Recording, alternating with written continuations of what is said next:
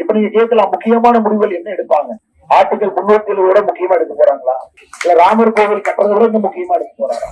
அதனால இன்றைக்கு ஒரே ஒரு பிரதம மந்திரி வேட்பாளர், ஒரே ஒரு வெற்றி பெறக்கூடிய வேட்பாளர் நரேந்திர மோடி அவர்கள் மட்டும்தான் இருக்கிறார்கள். கோயம்புத்தூரை பொறுத்தவரை நம்முடைய தேசிய ஜனநாயக கூட்டணியினுடைய வெற்றி உறுதி செய்யப்பட்டுவிட்டது. காரணம், தன்னாளர்கள், மக்கள், பொதுமக்கள், அரசியலுக்கு சம்பந்தமே இல்லாதவர்கள், அரசியல் இருந்து ஒதுக்கி இருந்தவர்கள் எல்லோரும் ஒரு சேர வந்திருக்கிறார்கள். இப்போது நடக்கவில்லை என்றால் எப்பொழுதும் நடக்காது. அதனால் மாற்றம் என்பது இப்பொழுது 2024 நடக்க வேண்டும் என்று வந்திருக்கும் எல்லாம். அதனால்தான் திராவிட முன்னேற்ற கழகம் என்கின்ற வார்த்தையை நான் பயன்படுத்தின காரணம், இந்த ஒரே வண்டி தான் ஐயா டெல்லி போற வண்டி. இது ஒரே ஒரு டிரைவர் அண்ணாமலை மட்டும்தான் இருக்காங்க. யார் ஜெயிக்க போறாங்கன்னு தெரிஞ்சு ஓட்டு போற தேர்தலுங்க. மோடி தான் ஜெயிக்க போறாங்க, எல்லோருக்குமே தெரியும். இது ஒரு மிக மிக வித்தியாசமான தேர்தல். காரணம், 10 ஆண்டு காலமாக நம்முடைய பாரத பிரதமர் நரேந்திர மோடி அவருடைய உழைப்பு, அர்ப்பணிப்பு, அவருடைய தொலைநோக்கு பார்வை நம்ம எல்லாம் கூட ஒரு பெரிய எழுச்சி மலையை ஆழ்த்தி இருக்கிறது. அதுவும் குறிப்பாக 2024 29 முக்கியமான காலகட்டம். காரணம், ஒரு வளர்கின்ற இந்தியா வளர்ந்த இந்தியாவாக மாறப்போகின்ற இந்த காலகட்டத்தில் மிக முக்கிய நாடாக உலக அரங்கிலே வரப்போகின்ற காலகட்டம். அதனால் மிக முக்கியமானது, நம்முடைய பிரதமர் அவர்களை வலிமைப்படுத்த வேண்டிய கடமை ஒரு குடிமகனுக்கும் இருக்கிறது. பிரதமர் அவர்கள் வலிமையாக 400 எம்பிக்களை தாண்டி அமர வேண்டும். அவர் எந்த முக்கியமான முடிவுகளை எடுத்தாலும் கூட அதற்கு இந்த வலிமையான பாராளுமன்ற உறுப்பினர்கள் தேவைப்படுகிறார். இப்ப நீங்க கேட்கலாம், முக்கியமான முடிவுகள் என்ன எடுப்பாங்க? ஆர்டிகல் 307 விட முக்கியமா எடுக்க போறாங்களா? இல்ல ராமர் கோவில் கட்டுறதை விட இன்னும் முக்கியமா எடுக்க போறாரா? பிரதமர் அவருடைய பொறுப்பில் நமக்கு தெரியும். 70 ஆண்டு காலமாக அரசியல் காரணங்களுக்காக எடுக்கப்படாத முடிவுகள் எல்லாம் இந்த 5 ஆண்டு காலத்தில் எடுக்கப்படும். உதாரணத்திற்கு நதிநீர் இணைப்பு என்பது சாத்தியம். நம்முடைய இந்த 5 ஆண்டு ஆட்சி காலத்துல இது போன்ற எத்தனையோ முடிவுகள். உதாரணத்துக்கு ஒன்று சொல்லுங்க, பரட பக்கம் பார்த்தீங்கன்னா ஆனைமலை நல்லா இருக்கு, 10,000 கோடி ரூபாய் 70 ஆண்டு காலமாக தேங்கி இருக்கு. அதுவும் சாத்தியம், அதுவும் செய்ய போகின்றோம். அதனால் சகோதர சகோதரிகளே, இந்தியாவுடைய அடுத்த கட்ட வளர்ச்சிக்கு 2024 29 பாரத பிரதமர் நரேந்திர மோடி அவர்கள் 400 எம்பிக்களை தாண்டி ஆட்சி மன்ற கட்டளை அமர வைக்க வேண்டிய கட்டாயம் நம்ம அனைவருக்கும். கண்ணு கட்டிய தூரம் வரை வேறு யாரும் கூட பிரதமர் அவர்களுக்கு போட்டியாளர் இல்லை. யாரும் போட்டியாளர் இல்லை. சமீபத்தில் நீங்கள ஒரு வீடியோ பார்த்திருப்பீங்க. ஒரு பொண்ணு பார்க்க 8 மாப்பிள்ளை போறாங்க. மாப்பிள்ளை யார் என்பதை 1/2 மணி நேரம் அடிச்சுக்கிறாங்க. அது கூட நம்ம பாரதிய ஜனதா கட்சியினுடைய முகநூல் பதிவுல பார்த்திருக்கோம். அதனால் இன்றைக்கு ஒரே ஒரு பிரதம மந்திரி வேட்பாளர், ஒரே ஒரு வெற்றி பெறக்கூடிய வேட்பாளர் நரேந்திர மோடி அவர்கள் மட்டும்தான் இருக்கிறார்கள். அதுவும் கோயம்புத்தூரை பொறுத்தவரை 20 ஆண்டு காலமாக வளர்ச்சி தேங்கிய நிலையில் நின்று கொண்டிருக்கின்றோம். 1999 மேலே வாஜ்பாயும் இங்கே சிபி ராதாகிருஷ்ணன் அவர்கள் பாராளுமன்ற உறுப்பினராக வந்தாங்க.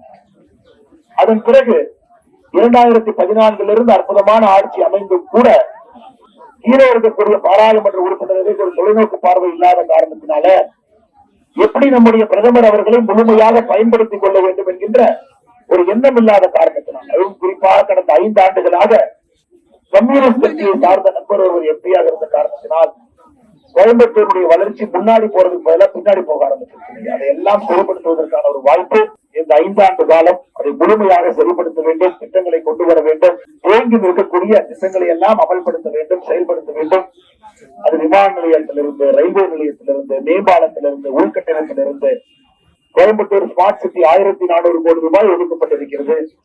அது ஸ்மார்ட்டா இருக்கான்னு நீங்க தான் கேட்கணும். காரணம், இதை பார்ப்பதற்கு யாரும் இங்கே ஆட்கள் இல்லை. வந்திருக்கக்கூடிய பணம் கூட சரியா சேவ் பண்றாங்களா, அது முறையாக பயன்படுத்தப்படுகிறதா?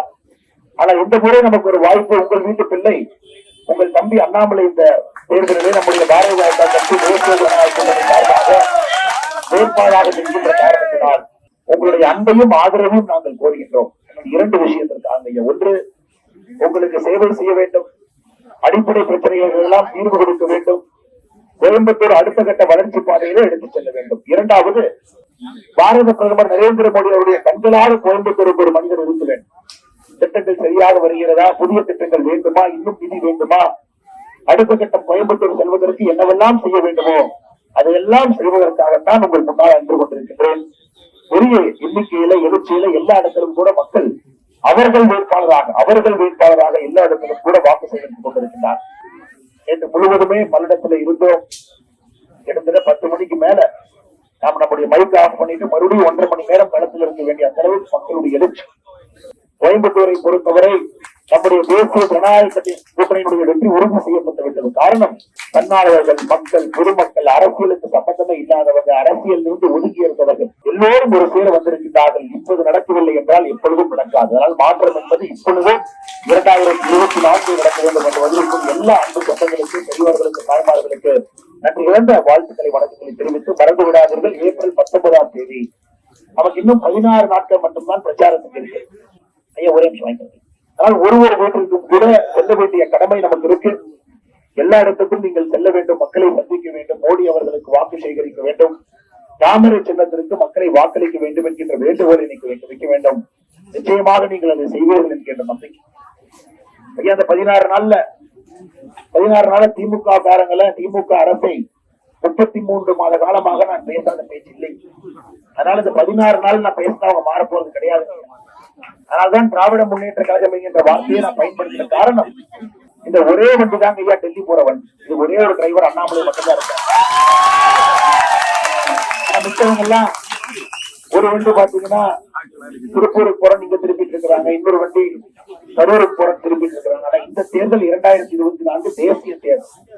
பிரதமராக யார் வருகின்றார்கள் என்பதற்கான தேர்தல். 2026 திருப்பூர் போறது, சென்னை போறது அப்ப முடிவு பண்ணிக்கலாங்க ஐயா. ஆனா ஒரே ஒரு வண்டி மட்டும்தான் டெல்லி செல்வதற்கு கொண்டிருக்கிறது. டிரைவராக அமர்த்தி இருக்கிறீர்கள். அதனால் மற்ற கட்சிகளை பற்றி நான் பேசவே விரும்பலையே. காரணம், அதற்கான தேர்தல் இல்லை. 10 ஆண்டு காலம் கடுமையாக உழைத்திருக்கின்றோம், வேலை பார்த்திருக்கின்றோம். அதற்காக மோடி அவர்கள் மறுபடியும் வர வேண்டும் என்று நினைக்கின்றோம், மக்களிடம் வேண்டுகோள் வைக்கின்றோம்.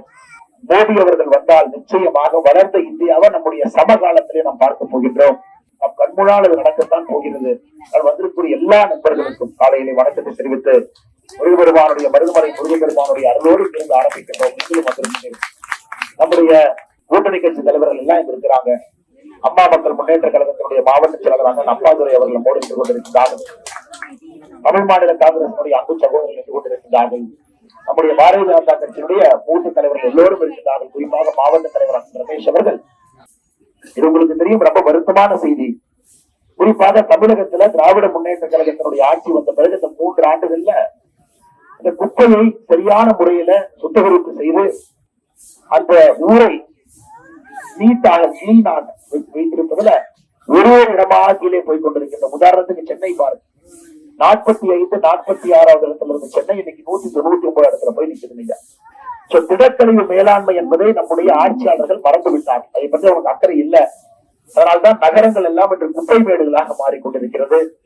அதனால் நகரத்தினுடைய உள்கட்டமைப்பு, குறிப்பாக இந்த குப்பை மேலாண்மை, குப்பை சுத்திகரிப்பு நிலையத்திற்கெல்லாம் முக்கியத்துவம் கொடுத்த நிச்சயமாக இந்த பகுதியினுடைய ஐயோபி காலனியில் இருக்கக்கூடிய பிரச்சனைக்கும் கூட நாங்கள் தீர்வு கொடுக்கின்றோம் என்கின்ற ஒரு உத்தரவாதத்தை உங்களுக்கு அளித்துவிட்டு உங்களுடைய அறிவும் ஆசையும் முருகபெருமானுடைய அன்பையும் பெற்று இங்கிருந்து கிளம்புகின்றோம். ஒரு பகுதியாக செல்ல வேண்டும். எல்லா வீட்டிலும் நீங்கதான் போய் கேட்கணும், மக்களை பார்க்கணும், தாமரைக்கு வாக்களிக்க சொல்ல வேண்டும். அடுத்த 16 நாட்கள் முழுமையாக நீங்கள் உங்களை அர்ப்பணித்துக் கொள்ள வேண்டும் என்கின்ற அன்பான வேண்டுகோளை வைக்கின்றேன்.